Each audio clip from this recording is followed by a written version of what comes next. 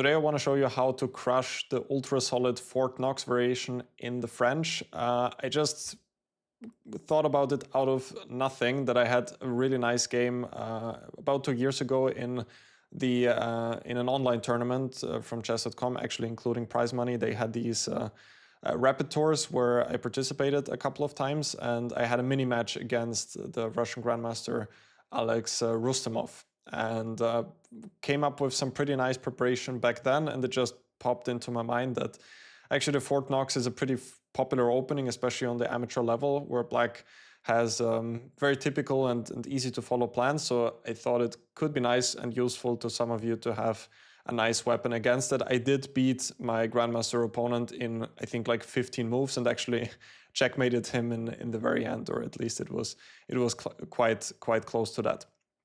So the Fort Knox arrives after e4, e6, d4, d5.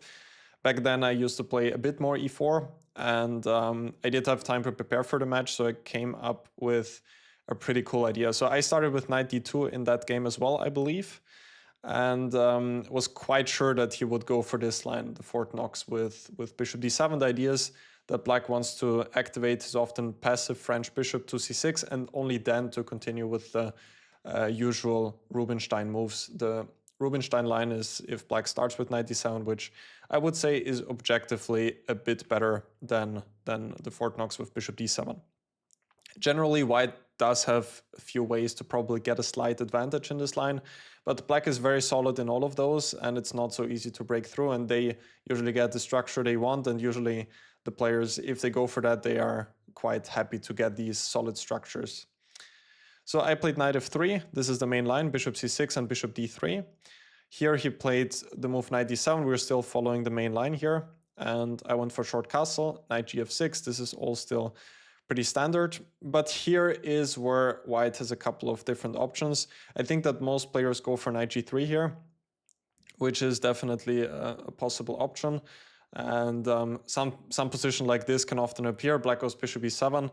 Short castle, sometimes even he can get ready to take on f3, at least at the right time, and then just plays for the ultra solid position then later on with c6, which can be difficult to break through. Still, I would say that White is a bit better here, but it's very solid for Black, and also easy to play plans for Black in my opinion.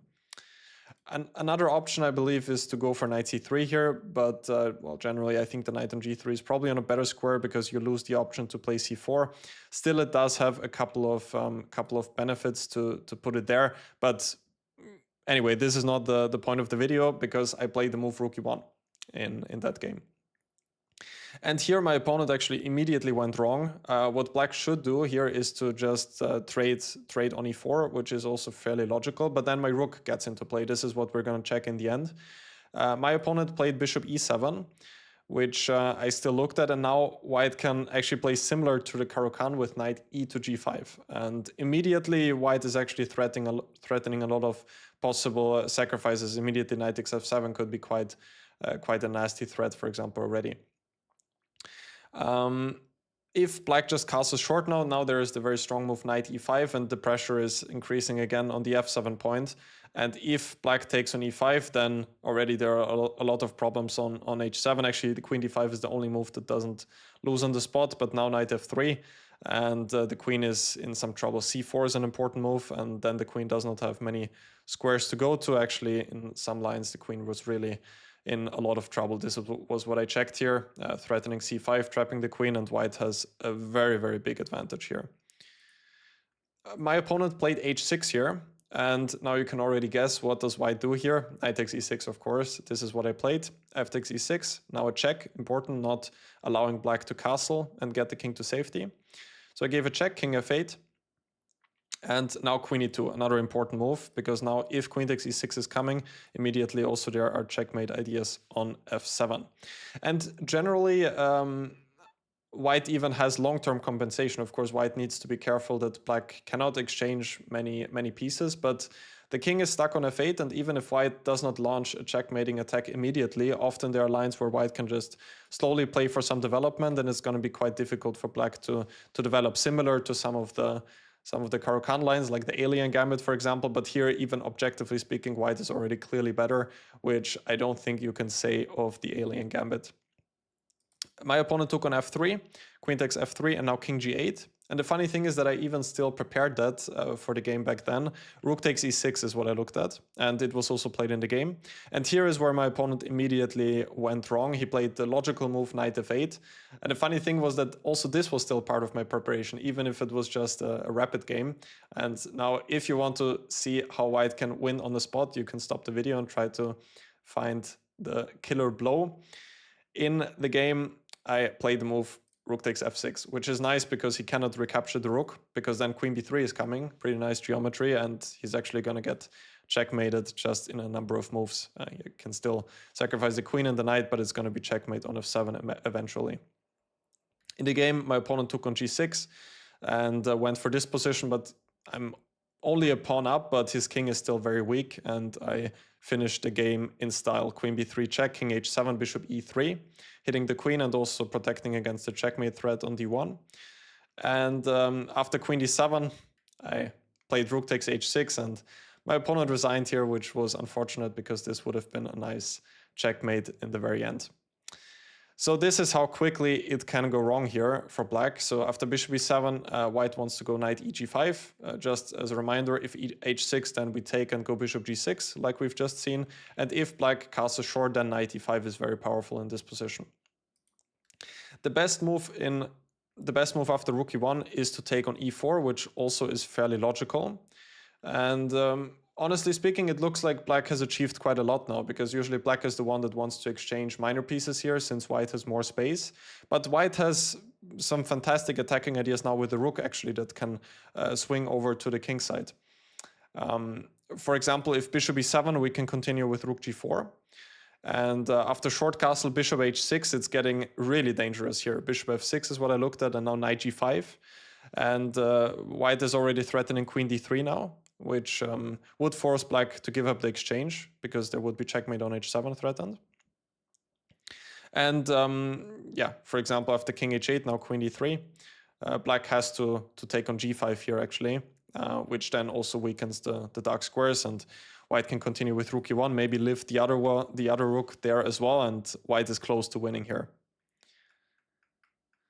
So bishop f6 might be a safer way of continuing here. Here I looked at h4, which still keeps some options open. And if short castle, then bishop g5 or h5 would come with even more strength here. Bishop g5 is definitely an option. I looked at h5, very typical in those lines. Now, one idea could be generally not really h6, because then black could keep everything close. But for example, one idea could be this, and now threatening bishop takes g7. And if bishop takes g7, then h6. This is one of the ideas of pushing the h-pawn. Yeah, h5 also has drawbacks for black, because now castling will always be very risky, because the pawn on h5 can be hanging, or white could try to use the g5 square as well. So this is also not really a big problem. My main line in this position was knight f6, which does not allow rook g4, but now the whole point is to go rook h4 in this position. And still, there are going to be a lot of threats on the king side, so black is struggling to castle king side safely.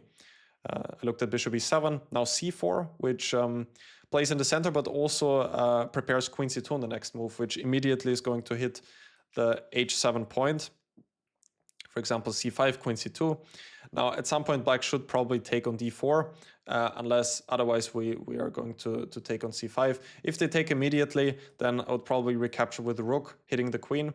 And now probably the checkmate attack is not really going anywhere, but white now has a positional advantage, because white can play for the d-file. Also, often this 3 and 3 against 4 versus 2 can be good for white in an endgame, because white can try to create an outside passed pawn. And usually, I mean, I would think of continuing like this at some point, maybe bishop d2, bishop c3. Bishop would be in a nice square there. Still, there are some possibilities to play for an attack. Like, we could still think at some point, if black castles, to go bishop g5 and rook h4 after that. Position remains rich, and objectively also white is better in this position. That's the thing about the line. It might not be the top choice. There might be some other lines which the engine claims that that are better from the start, like knight g3 or knight c3. But even with rook e1, we retain an objective advantage. But most importantly, I think it asks a lot of unpleasant practical questions to our opponent, because usually they're not used to getting attacked immediately. This is why they play the Fort Knox, because it just has such a solid reputation. Yeah, let me just conclude here. After queen c2, short castle, this was what I looked at, take, and now again this idea with bishop d2, I think that's quite instructive. Getting the bishop to c3, where it's also putting a lot of pressure on the king side on this long diagonal. So that was it for today. I hope this was useful for you guys. I think that the Fort Knox can be a bit of an annoying line to face because, as I said earlier, usually if black plays it, they know to play those structures pretty well. So I thought it could be quite useful to have a very poisonous line with rook e1 in our repertoire. So thank you guys for watching the video. Hope you enjoyed it. If you want to see more from me, you can head into the video description down below. Check out my website, felixbroberger.com. Check out my opening courses. And that was it for today. And I'm going to see you guys next time.